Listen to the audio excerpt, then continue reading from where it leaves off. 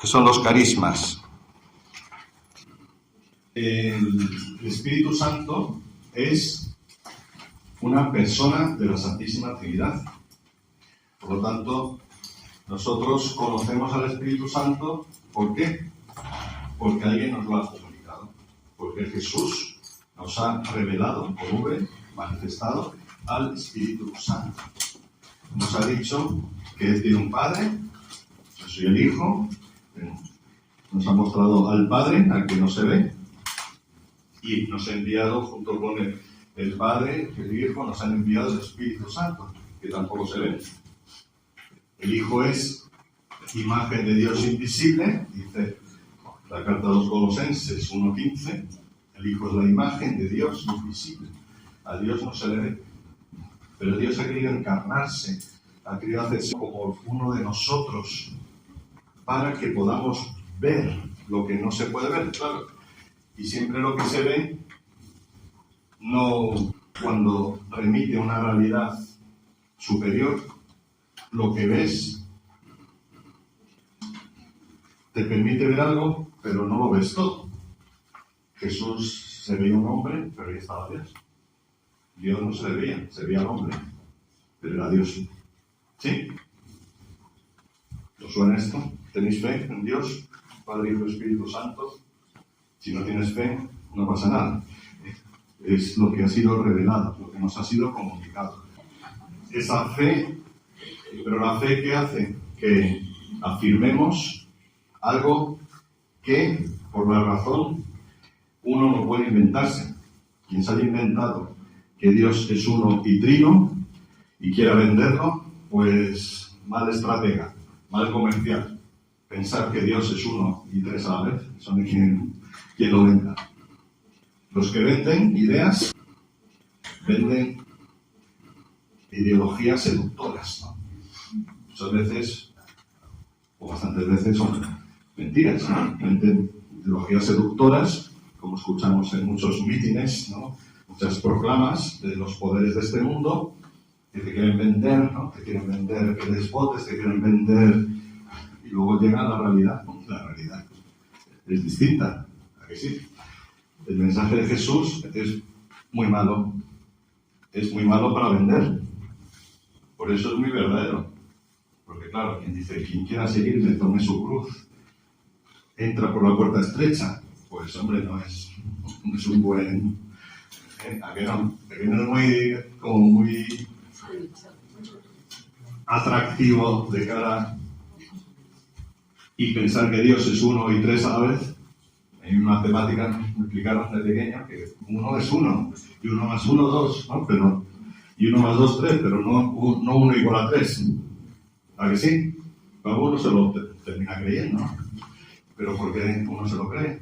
Se lo cree también porque hay un sentido y una experiencia de la fe, donde dices, es que es verdad que es posible que Dios sea uno, pero que también ese Padre nos ha dado a su Hijo por amor, y ese Hijo nos haya dado el Espíritu Santo junto con el Padre, que es el amor del Padre y el Hijo. Pues hay cosas que son difíciles de entender. Y tú, como las has escuchado desde pequeño, seguramente, creo que muchos, la mayoría, o todos, pues eso, habéis nacido en un ambiente de fe cristiano, con lo cual no rechina. A que no te rechina decir que Dios es Trinidad. Pues es súper rechinante eso, ¿eh? Porque pensar que Dios es uno y tres, si lo piensas un poco, sin embargo lo tienes asumido porque lo has recibido y lo has asimilado y te parece ya normal, ¿no? Si has nacido en la fe cristiana. Pero claro, hay otras cosas que cuestan más porque no nos las han enseñado, no las hemos vivido, no las hemos experimentado, y por lo cual eso nos puede sorprender, al menos. Pero fijaros que todo está en la Sagrada Escritura. Si leemos uno de los primeros textos después de la vida de Jesús, las cartas de San Pablo, son los primeros escritos neotestamentarios antes que los evangelios. Cada carta tiene un momento histórico concreto. Primera Corintios es una de las cartas que San Pablo escribió a la comunidad de Corinto. Y en el capítulo 12 dice San Pablo: en cuanto a los dones espirituales, no quiero que estéis en la ignorancia. Y yo hoy vengo y os digo, como San Pablo, en cuanto a los dones espirituales, no quiero que estéis en la ignorancia. Porque os hago saber que nadie, hablando con el Espíritu de Dios, puede decir anatema sea Jesús. Nadie puede decir Jesús es Señor, sino con el Espíritu Santo. No es posible decir que Jesús es Señor, es decir, proclamar a Cristo, a Jesucristo, como el Señor, sino con el Espíritu Santo.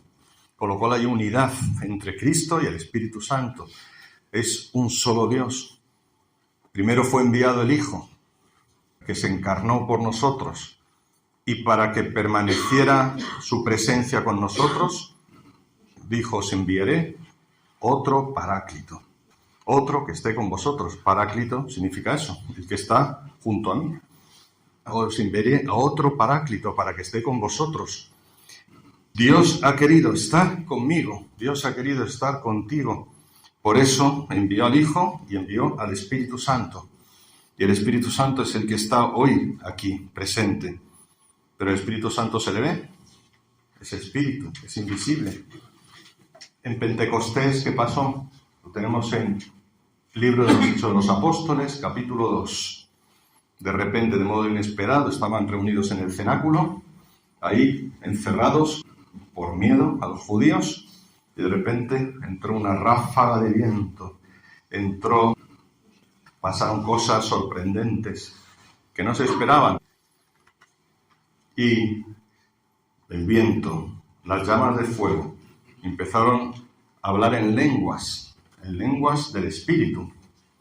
El término bíblico griego es glosa, que significa, que viene en la lengua de fuego. La glosa es la lengua, significa lengua en griego, y es el mismo término que aparece en la lengua de fuego y en lo que hablaba.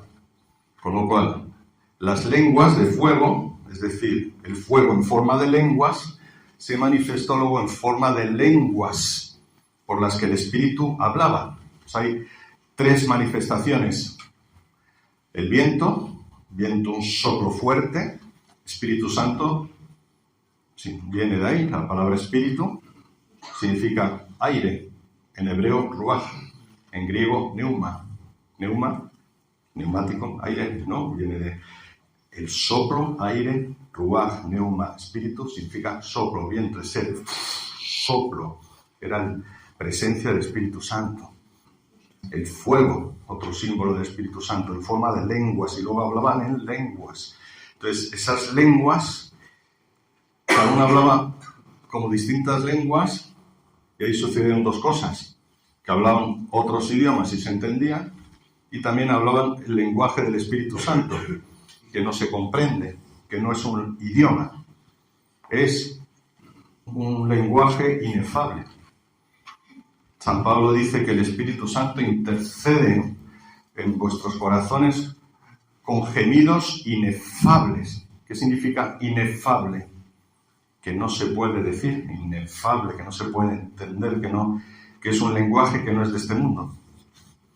¿Qué pasa? Que la vida de Dios, la vida espiritual, muchas veces la hemos cosificado, la hemos racionalizado, la hemos encorsetado a ideas, a razones, a esquemas, y cuando pasan sucesos que no controlamos, ¿no? Pues o nos da miedo o ponemos distancia también dentro de la Iglesia. Pero también tiene una explicación, porque a veces todo lo que ha sido lo extraordinario puede desbordarse y ¿cómo se dice? Despeñazarse, ¿no?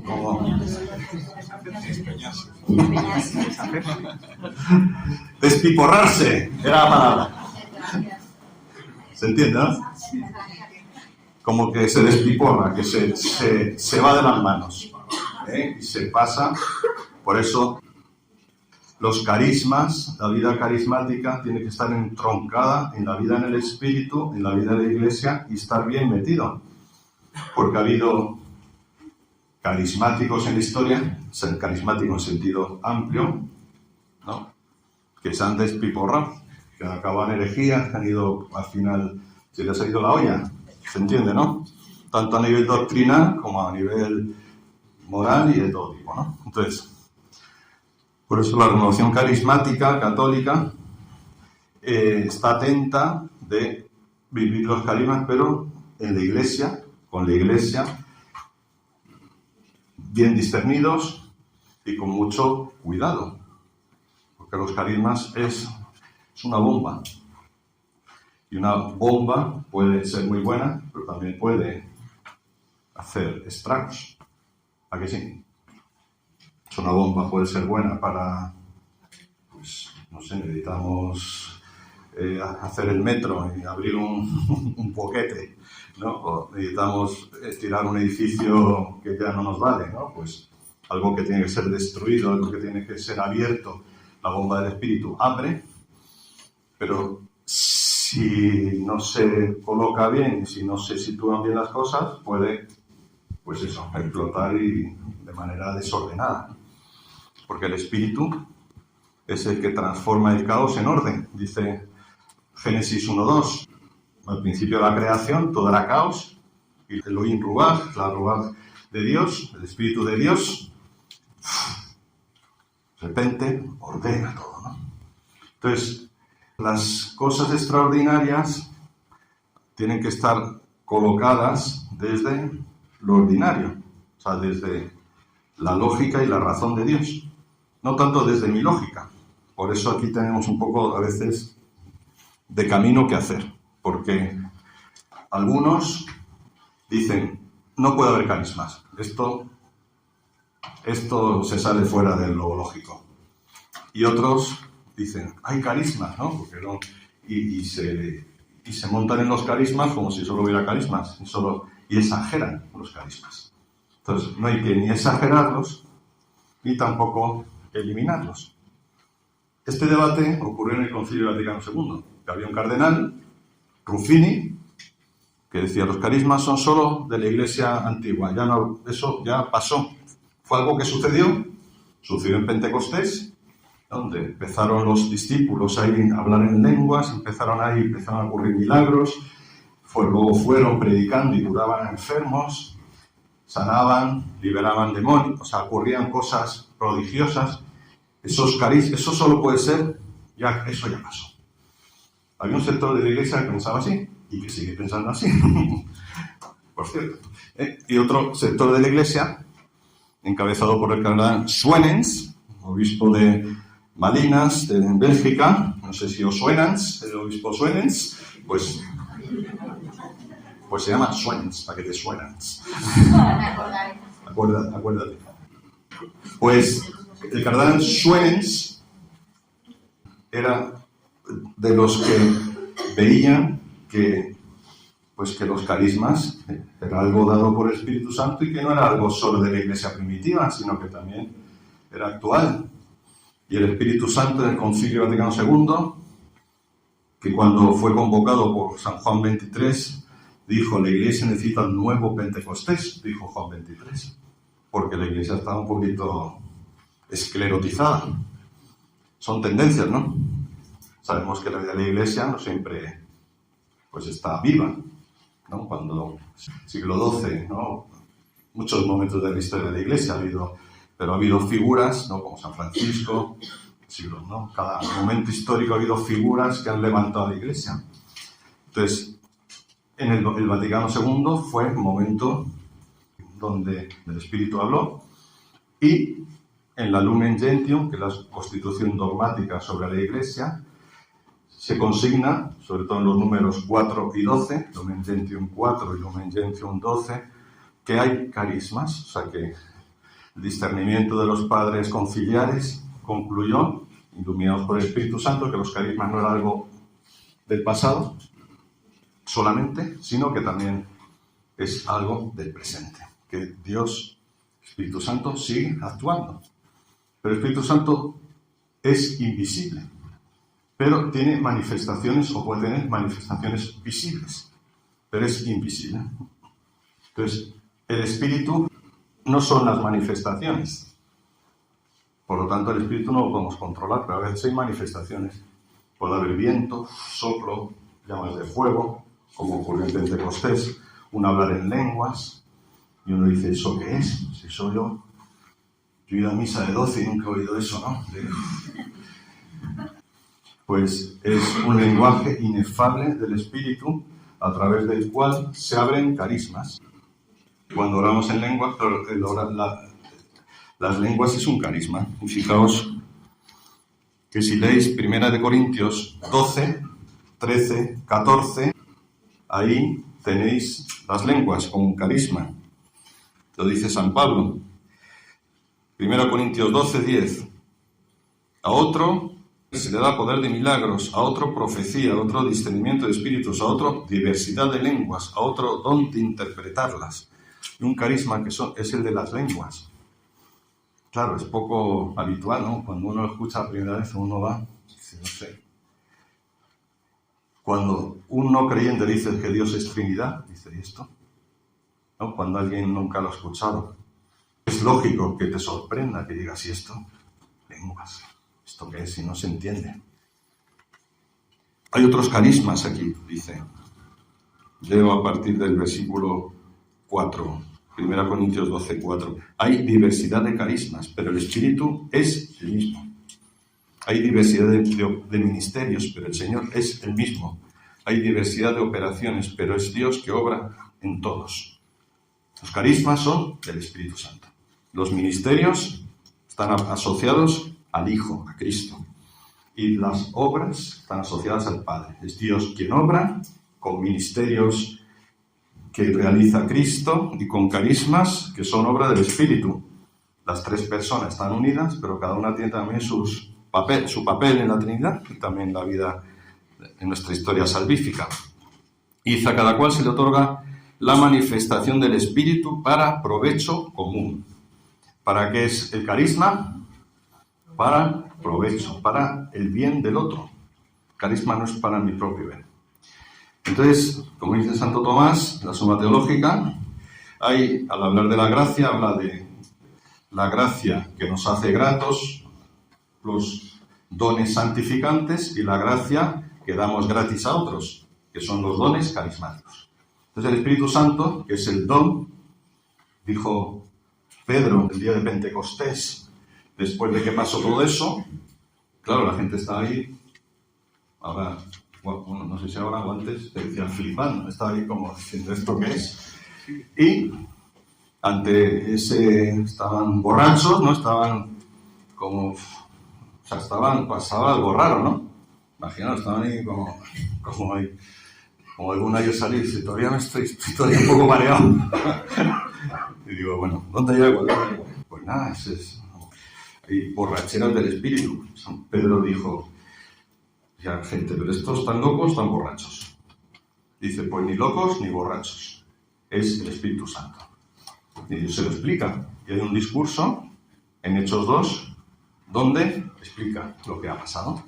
Dice, aquí en el que vosotros matasteis, Dios lo resucitó entre los muertos y si os convertís, ¿no? Recibiréis el don del Espíritu Santo. Convertíos y creed para recibir el don del Espíritu Santo. El Espíritu Santo, por lo tanto, es don, el regalo del Padre y del Hijo. Y este don tiene dos manifestaciones distintas. Don para mí, santificante, para provecho mío, y don para los demás. Y esos son los carismas. Dones para los demás. ¿Tenemos todos carismas? Sí. ¿Tú haces algo por los demás y que tiene frutos en el otro? Si haces algo por los demás y que tiene frutos, tienes carismas. Si no haces nada, hazte lo ver. Pero porque estamos llamados a donarnos. Carismas son dones para los demás. Y hay dones naturales, hay dones sobrenaturales, hay dones ordinarios, hay dones extraordinarios, hay carismas, ordinarios, extraordinarios, naturales, sobrenaturales. O sea, que hay muchos carismas, no vamos a explicar todos. Vamos a centrarnos más en lo extraordinario, que es lo que más cuesta, ¿no?, como colocar, ¿no? Pues dice San Pablo aquí en los carismas, sigo leyendo, dice: porque a uno se le da por el Espíritu palabra de sabiduría, a otro palabra de conocimiento según el mismo Espíritu, a otro fe en el mismo Espíritu, a otro carisma de curaciones, a otro poder de milagros, a otro profecía, a otro discernimiento, a otro lenguas. Todas estas cosas las obra un mismo y único Espíritu. Vamos a destacar dentro de los carismas, podríamos clasificarlos, todos los carismas de los que habla San Pablo. Hay 4 textos, hacemos cursos sobre estas cosas, ahí no vamos ahora a desarrollarlo demasiado porque no es el fin, pero para situarnos hay como 3 tipos de carismas. Carismas de palabra, carismas de consuelo y carismas de gobierno. Eso podríamos clasificar todos los carismas en estas 3 dimensiones: palabra, consuelo y gobierno. Los carismas de gobierno, pues es el ministerio, los ministerios que son servicios, pero que están como el ministerio ordenado para la ayuda y para servir al pueblo de Dios, desde el pastor, el ministro, son carismas de gobierno.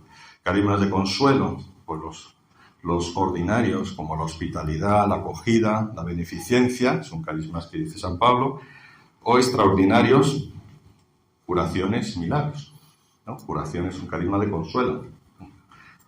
Uno es curado, sanado por algo. Y los carismas de palabra. Carisma de profecía, de conocimiento, de sabiduría.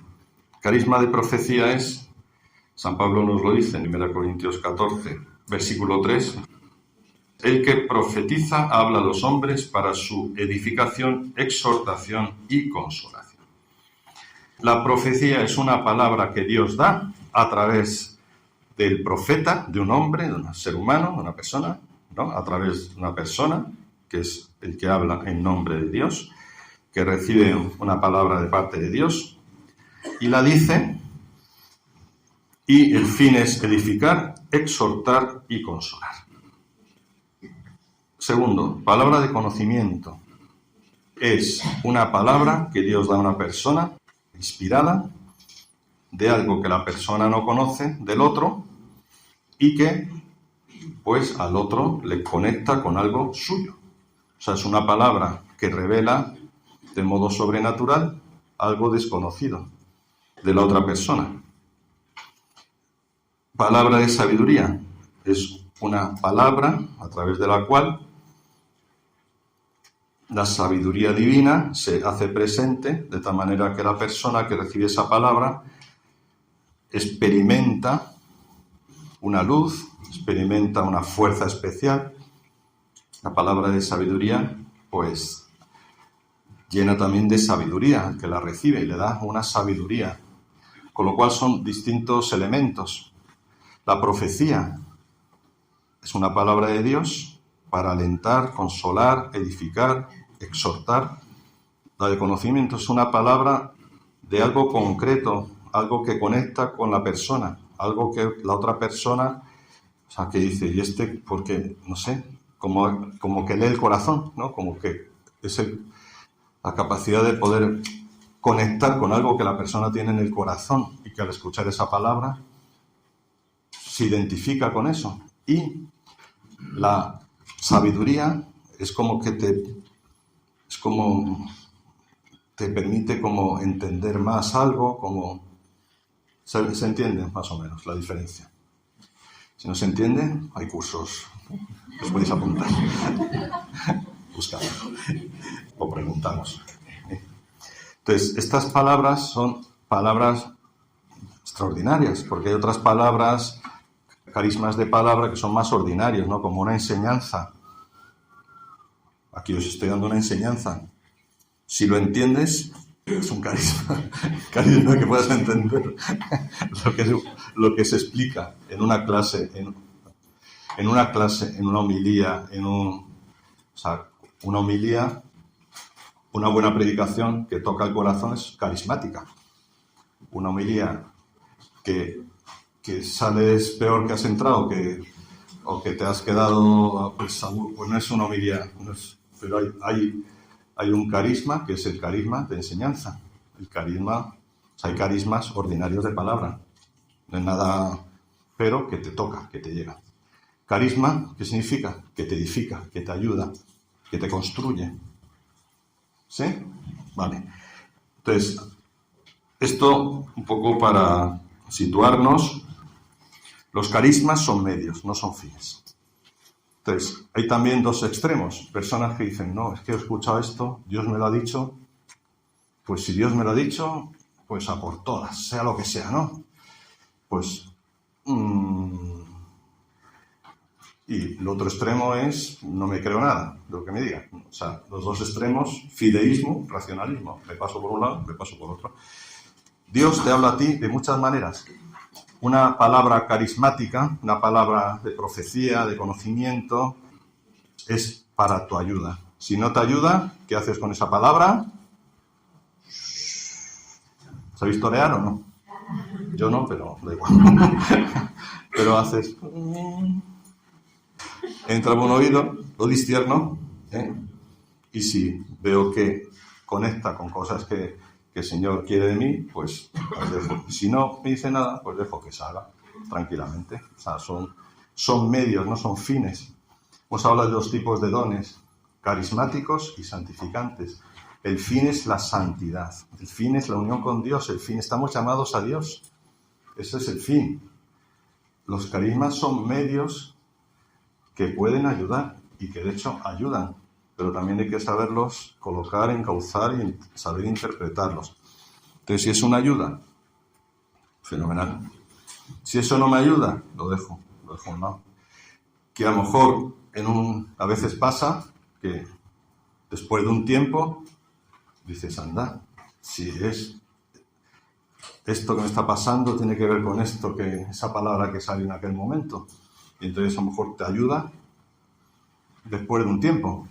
Por eso no hay que darle vueltas, ni hay que sobredimensionarlo, ni hay que tampoco tirarlo por tierra, ¿no? Sino se deja ahí. Porque al final, ¿quién discierne lo que Dios te dice? ¿Quién tiene que discernir lo que Dios te dice? Tú. Tú eres quien tiene que discernirlo. Puedes contar con ayudas. La ayuda de un sacerdote que sepa, la ayuda de tu director espiritual, si lo tienes, que es bueno tenerlo. Pero el director espiritual te puede ayudar, pero al final eres tú quien estás llamado a tomar tu vida en tus manos, porque Dios te ha dado cabeza, corazón, te ha dado una razón para discernir. Dios te ha dado capacidad de discernir, y eso es uno de los dones del Espíritu Santo, santificantes, don de consejo, discernir. Dios te lo ha dado, pero a lo mejor hay que cultivarlo, desarrollarlo y con ayuda, porque no podemos discernir sin ayuda, pero al final todo esto son medios, son posibilidades. El descanso en el Espíritu es una manifestación del Espíritu en la cual el fin es que nos abandonemos a la acción de Dios. Normalmente estamos en resistencia, estamos diciendo, no, inconscientemente. ¿Por qué? Porque ya nos han dado muchos palos. Ayer salía la desconfianza. ¿A qué no es fácil confiar? Si has recibido golpes en la vida. Entonces, dice, no puedo confiar, yo no confío. Entonces, el Espíritu Santo a veces te deja ahí como para obrar. Entonces ahí puede haber una sanación, puede haber una inspiración, simplemente es un momento. Por eso hay que dejarse hacer, hay que dejarse llevar, pero no hay que buscarlo. Ni es mejor tenerlo que no tenerlo, ni es mejor no tenerlo que tenerlo, ¿no? Tampoco hay que tener, no, o sea que si uno se cae un poco no se va a hacer daño. De hecho nunca no pasa nada. ¿Pierde la conciencia, no? No pierde la conciencia. No, si pierde la conciencia estaríamos hablando de otra cosa. La persona se queda como que se queda flojo, como relajado, pero escucha todo, oye todo, no se pierde la conciencia, no, se está plenamente consciente. Incluso a veces molesta cuando los de alrededor están, ¡ay, qué pasa! No, y hay un tal, o le empiezan a tocar para... O sea, y quiere dejar a la persona tranquila, por eso, cuando yo pasaba, ¿no? Pues eso.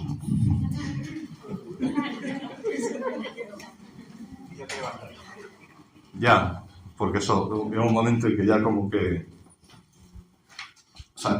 O sea, estás despierto, pero como que de repente ya el cuerpo reacciona, ¿no? Pero hay un momento como que el cuerpo se queda aletargado, ¿no?